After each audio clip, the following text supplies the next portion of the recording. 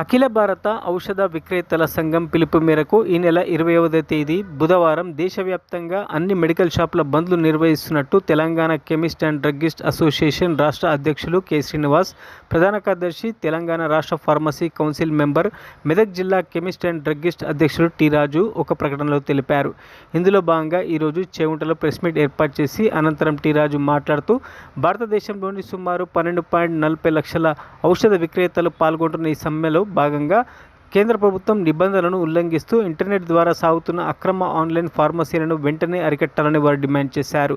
అదేవిధంగా ప్రజల ప్రాణాలతో ముడిపడి ఉన్న ఔషధ రంగాన్ని కాపాడుకోవడానికి, నిరుపేద రోగులకు నకిలీ మందులు అందకుండా అడ్డుకోవడానికి నిర్వహిస్తున్న ఈ దేశవ్యాప్త సమ్మెకు ప్రజాబాహుల్యం, వైద్యులు, ఔషధ తయారీదారులు పూర్తి స్థాయిలో సహకరించి జయప్రదం చేయాలని టీటీసీడీఏ రాష్ట్ర కమిటీ పిలుపునిచ్చింది. ఈ సందర్భంగా ఈ కార్యక్రమంలో ఐత రఘురాములు, వెంకటరమణ, కృష్ణమూర్తి, చంద్రశేఖర్ గౌడ్, శ్రీనివాస్, సత్యనారాయణ, ప్రకాష్ తదితరులు పాల్గొన్నారు. నేను Telangana chemist and druggist association ప్రధాన కార్యదర్శి. నా పేరు తొడుపునూరి రాజు. మాకు 20వ తారీఖు మే 20వ తారీఖు నాడు ఆల్ ఇండియా బంద్ కార్యక్రమం ఉంది. మా మెడికల్ షాప్స్ అన్నీ కూడా మాది all India chemist and druggist association ఉన్న భారతదేశంలో 12,40,000 మెడికల్ షాప్స్ ఉన్న ఏకైక అసోసియేషన్ మాకి.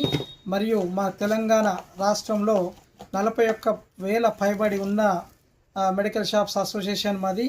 మా యొక్క సమస్యలు మేము 2-3 సంవత్సరాల నుంచి మన కేంద్ర ప్రభుత్వంకి ఎన్నోసార్లు మేము మా ఆల్ ఇండియా అసోసియేషన్ నుంచి మేము పంపించడం జరిగింది మా సమస్యల వివరాల గురించి.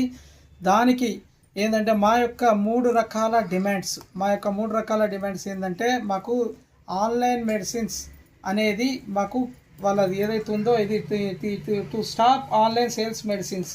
అండ్ రెండో demand to stop deep discount by corporation to avoid spurious medicines. దీంట్లో భాగంగా ఏదంటే మా ఫస్ట్ డిమాండ్ ఏదంటే విత్డ్రాల్ ఆఫ్ జిఎస్ఆర్ 817 డేటెడ్ వచ్చి 28/8/2008. ఈ ఏదైతే విత్డ్రాల్ అంటున్నామో దానికి ఉన్న పెద్ద సమస్య ఏంటంటే ఈ ఫార్మసీ వాళ్ళు, గవర్నమెంట్ వాళ్ళు, ఈ ఫార్మసీ వాళ్ళు దానికి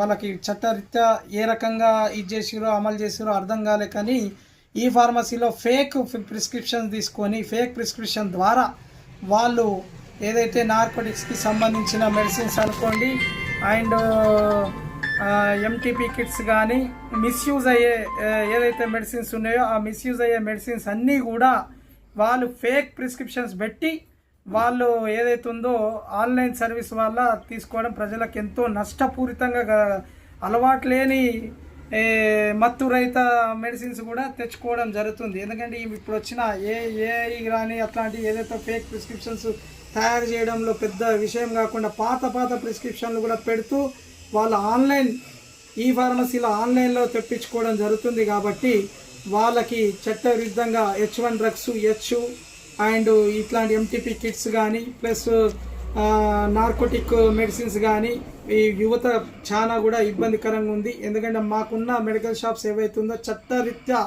ఫార్మసిస్ట్తో పాటు చట్టరీత్యా అమ్మకడం జరుగుతుంది. అక్కడ ఫార్మసిస్ట్ ఉన్నారా లేదా తెలియదు. కాబట్టి ఆన్లైన్ సేల్స్కి ఆపేయాలని చెప్పి సెంట్రల్ గవర్నమెంట్కి కోరడం జరిగింది. To stop deep discounts by corporator.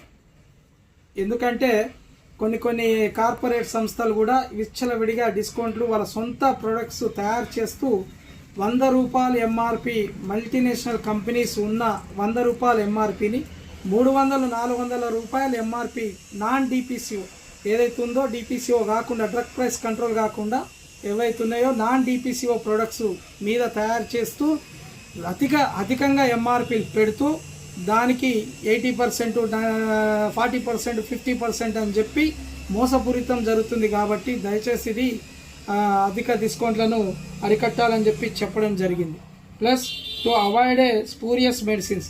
Spurious ఏంటంటే మనకి రాష్ట్రంలో గాను దేశంలోనే ఇది ఎలాంటి మంచి మందులు ఏంటంటే హార్ట్కి సంబంధించినవి, డయాబెటిక్స్ సంబంధించినవి వాళ్ళకి ఏవైతున్నాయో స్పూరియస్ చాలా మటుకు రాష్ట్ర వ్యాప్తంగా కాదు దేశవ్యాప్తంగా చలామణి అవుతుంది. కాబట్టి ఈ స్పూరియస్ మెడిసిన్స్ కూడా అరికట్టే చర్య తీసుకోవాలని చెప్పి మనం గవర్నమెంట్కు నివేదిక ఇవ్వడం జరిగింది. కాబట్టి ఈ 3 డిమాండ్ల ప్రకారంకి గవర్నమెంట్ మాకు న్యాయం చేయాలని చెప్పి ఉన్న కెమిస్టులు 12,40,000 కెమిస్టులు రోడ్న పడతాయని చెప్పి దయచేసి దీన్ని చట్టరీత్యా వీళ్ళని ఏదైతే జిఎస్ఆర్ 817/28/2018 నాడు ఇచ్చింది. ఆయన మరో విత్డ్రాల్ చేసుకోవాలి. జిఎస్ఆర్ 220 డేటెడ్ 26/3/2020 ఏదైతే ఉందో కోవిడ్లు ఇచ్చిన ఇది జిఎస్ఆర్ది విత్డ్రాల్ చేసుకోవాలని చెప్పి గవర్నమెంట్కి మేము